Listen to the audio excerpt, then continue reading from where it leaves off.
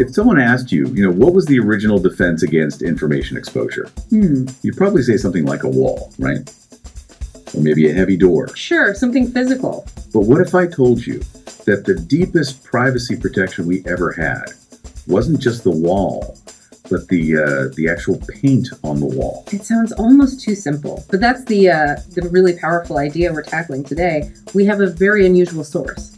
It's a single piece of poetry. A poem, yeah. And it connects something as common as household lead paint directly to, well, the collapse of privacy in the digital age.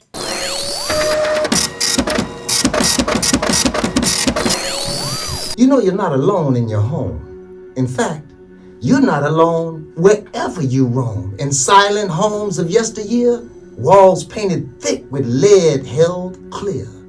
Not just colors, but a shield profound, a cloak that blocked both light and sound. For decades, privacy was king. Leads dense power, a hidden thing. But overnight, the stories changed. Banned for health or control arranged. No longer could our homes remain invisible to waves and signals rain. What once blocked the frequencies dance now opens doors to a constant glance. The Civil War shadowed a hidden drive for signals to thrive and data to arrive. From leads embrace to open skies, a world now watches, never denies. No longer safe within our own walls, each frequency flows through drywall's calls. In a paradox of safety and maximum exposure, in transparency we lose all of our closure. Yet still the leads remain in factories, bridges, and hidden chains. The tools for them, but not for you. A world of data laid bare and true. So question the narrative that they tell in every signal and every spell. For in the world of safety we find a world that spectators intertwine. The universe control is so divine, ending and beginning with the number 9. Point blank, enjoy your time.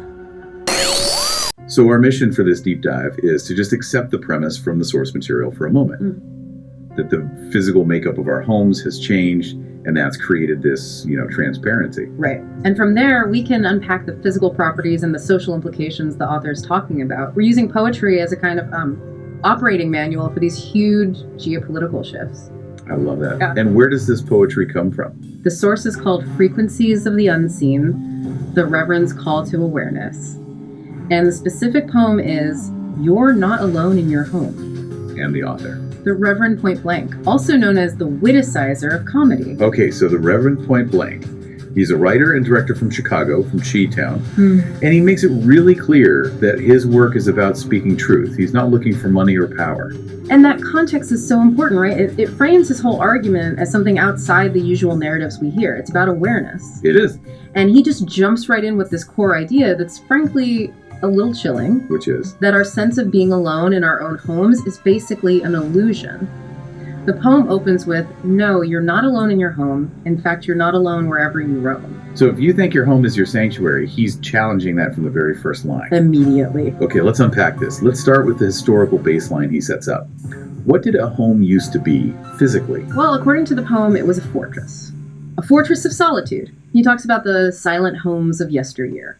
And that silence wasn't just, about noise. No, it was about signals. The walls, he says, were painted thick with lead held dear. We mostly think of lead paint as just a health hazard now, but the Reverend gives it a completely different job description, more like a security feature. Exactly. Its job was protection from the unseen. He calls the lead layer a shield profound. It was a physical barrier, and its density was everything. A cloak that blocked both light and sound. But it sounds like he means more than just blocking out the neighbor's dog. Much more. That density, that dense power, as he calls it, is the secret. It's what made a home a real bunker. So what was the mechanism there? How did it work? It's all about atomic density.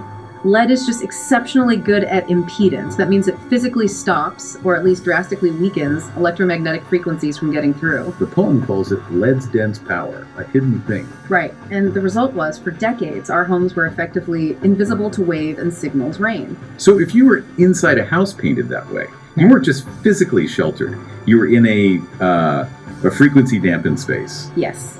From this point of view, privacy wasn't software. It wasn't a setting. It was a physical attribute of your home. It was chemistry and mass. Your walls were your firewall.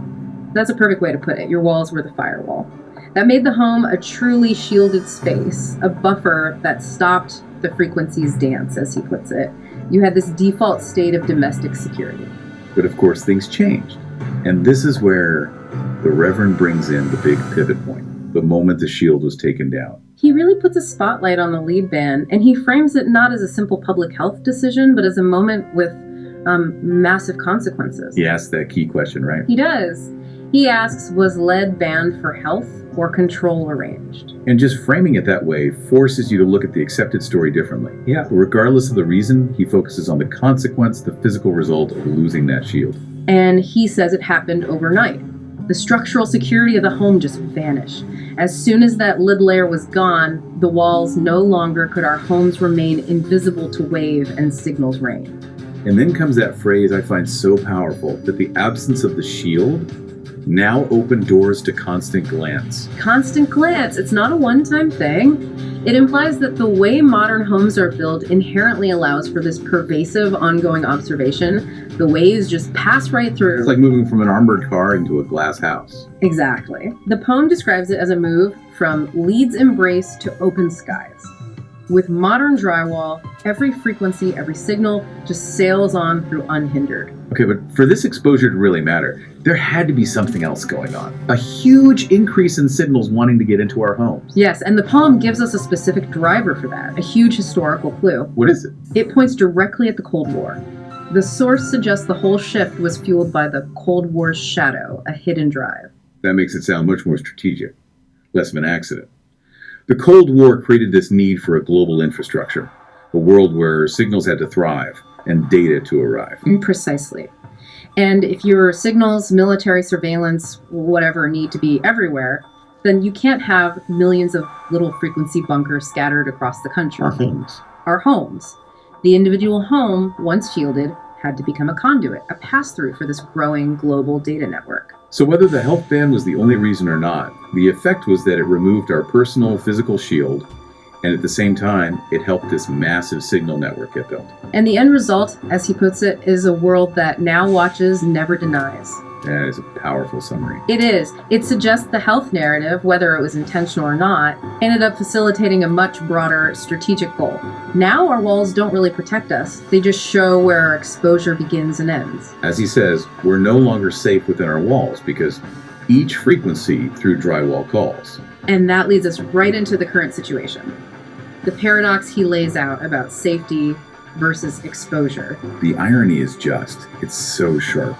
We're told the change was for our safety, but the author argues we lost a huge amount of security. The security of closure. We got protection from toxic paint, sure, but we lost that invisible shield. He says it perfectly.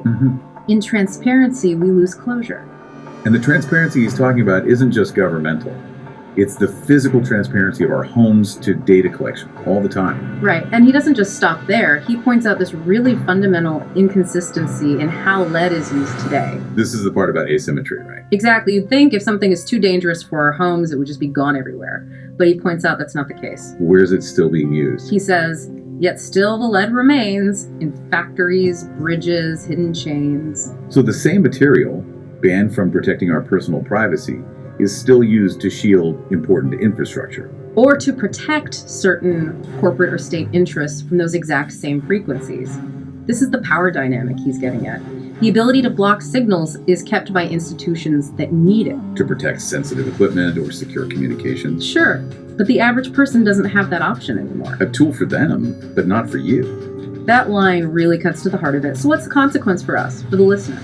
The result is a world of data, laid bare and true, When you put it all together, the lost shield, the ongoing asymmetry, the poem is telling us that the modern home is, by its very nature, a public space now. Because the signals passing through turn our private lives into data points. It completely reframes data exposure, doesn't it? Yeah. It's not just about what you click online. It's about the very materials your house is made of.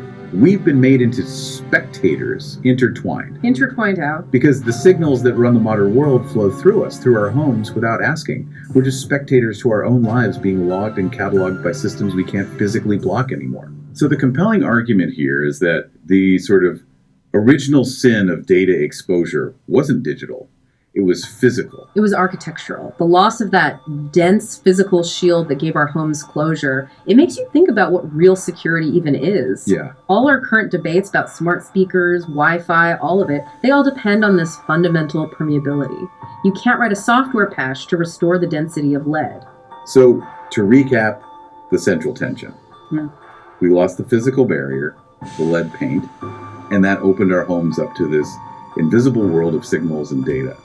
And the Reverend frames this all as a question of safety versus control. And he doesn't just leave us there. He issues a direct challenge to the listener, a call to action, really. He wants you to look past the easy explanation, to think about what it means to live as one of these spectators intertwined. Exactly. He's asking you to engage your critical thinking.